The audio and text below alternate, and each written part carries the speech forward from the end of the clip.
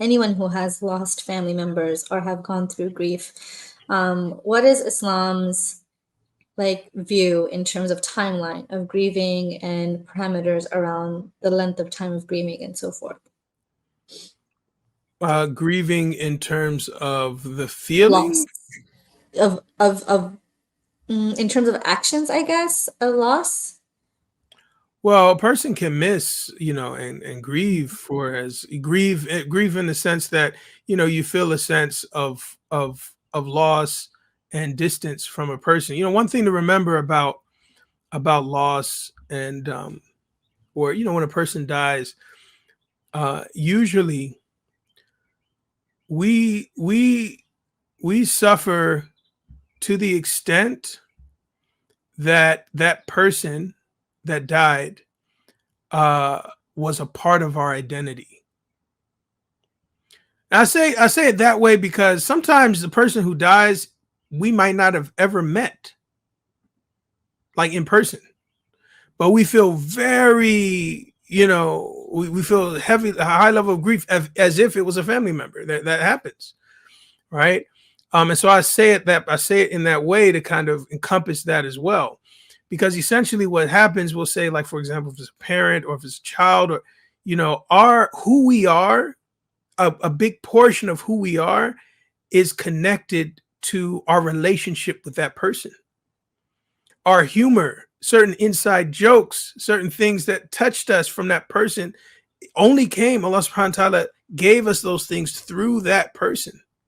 And so when that person dies, we no longer have that connection to that part of who we are.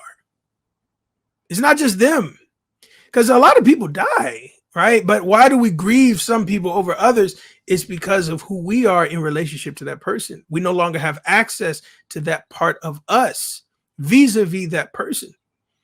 We no longer can identify. We're almost like, this is why you have stages of grief, because you don't even recognize, you don't even know, what do I do now? Who what, you remember things about your life and it's always connected to these people. And so I say all of that because that's natural, right? And Allah subhanahu wa ta'ala does not limit, that part of it.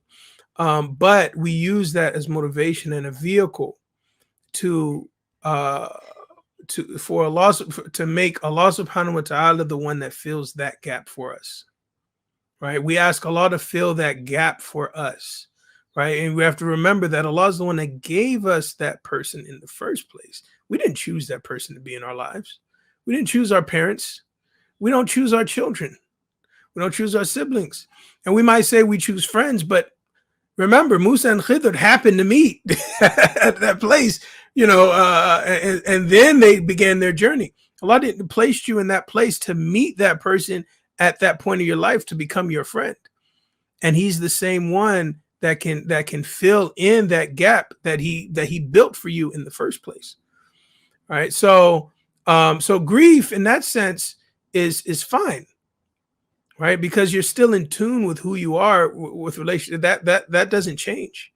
What the effect that person had on you doesn't change.